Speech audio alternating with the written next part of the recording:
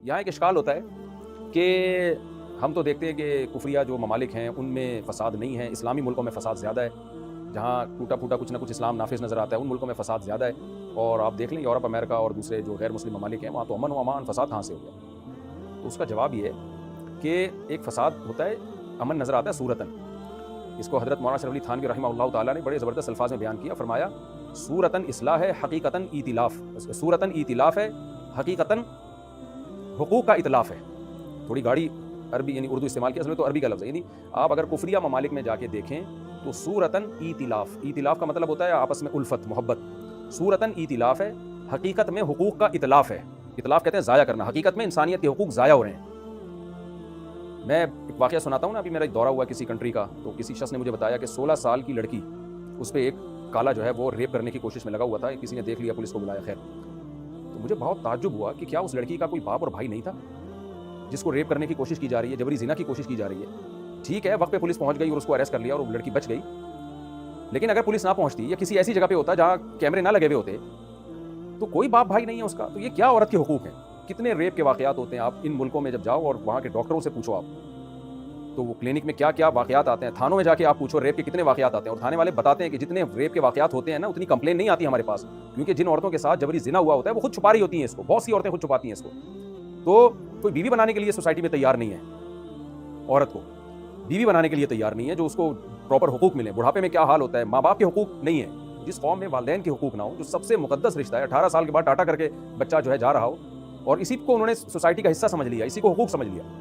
اور دوسری بات یہ کہ اپنے ملکوں میں امن قائم کیا، پوری دنیا میں کیا کیا ہے، دنیا کو تباہی بربادی کے دہانے پہ ڈال کے اپنے ملکوں میں امن قائم کر لینا، یہ صورتاً امن ہے، حقیقتاً امن نہیں ہے۔ بات تو پوری دنیا کی ہو رہی ہے کہ زمین میں اللہ کہتے ہیں تم فساد بچاؤ گے۔ آج دیکھ لو نا غزہ میں کیا ہو رہا ہے، کیا ان مغربی اقوام میں کسی ایک بچے کے ساتھ ایسا ہو جیسا ہی بمبارمنٹ کے بعد غزہ میں ڈیلی بچوں کے ساتھ جو ظلم ہو رہا ہے نا، آپ کو ویڈیوز آنا بھی بند ہو گئی، کسی بچے کا جبڑا پھٹا ہوا ہے، کسی کے پاؤں اڑ کے ادھر، وہ چھوٹے چھوٹے بچے ملبے کے نیچے دبے ہوئے ہیں، سانسیں چل رہی ہیں ان کی، کیمروں میں دکھایا جا رہا ہے۔ آپ مجھے بتاؤ ان یورپین اقوام اور ان مغربی اقوام میں کسی ایک بچے کو خراش بھی آ جائے نا، پوری دنیا سر پہ اٹھا لیتے ہیں یہ لوگ، اور کیسے یہ لوگ سب گونگے بن کے بیٹھ گئے، کیسے گھنے بن کے بیٹھ گئے جیسے کچھ ہو ہی نہیں رہا۔ تو بھائی یہ کفر جو ہے نا اوپر سے بہت، وہی مولانا شریف تھانوی رحمہ اللہ کی بات ہے، صورتاً ائتلاف، دیکھنے میں لگے گا بڑا انسانیت اور دنیا میں حقوق، حقیقتاً حقوق کا اتلاف، یہ جملہ یاد کر لیں، دیکھنے میں ائتلاف ہے، الفت ہے، حقیقت میں اتلاف ہے، حقوق کی بربادی ہے۔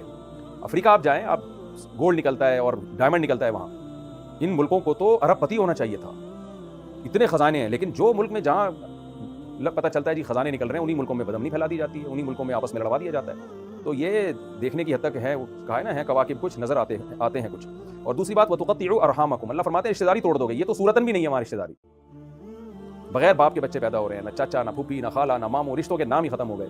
تو اللہ فرماتے ہیں کہ تم اگر جہاد سے پیچھے رہو گے اور دنیا میں کفر غالب آ گیا تو نتیجہ اس کا یہی نکلے گا کہ تفسدوا فی الارض، تم زمین میں فساد مچاؤ گے۔ مچانے کا مطلب تم زمین میں فساد مچانے کا ذریعہ بنو گے، کیونکہ تم نے جہاد کو چھوڑ دیا۔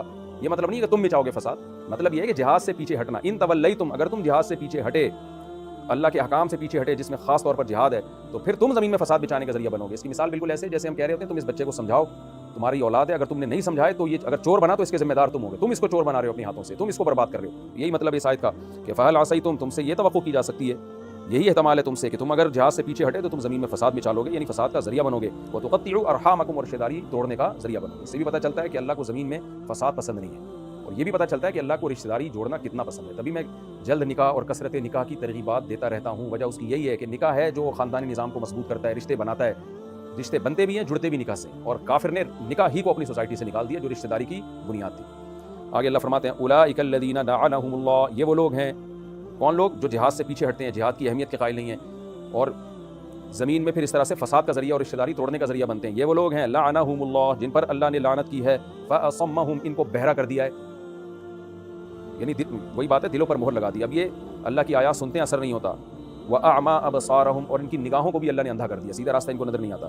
أَفَلَا يَتَدَبَّرُونَ الْقُرْآنَ، اللہ فرماتے ہیں تو کیا یہ لوگ قرآن میں غور و فکر نہیں کرتے؟ أَمْ عَلَىٰ قُلُوبٍ أَقْفَالُهَا، یا ان کے دلوں پر، ان کے دلوں کے تالے پڑ گئے، غیبی تالے،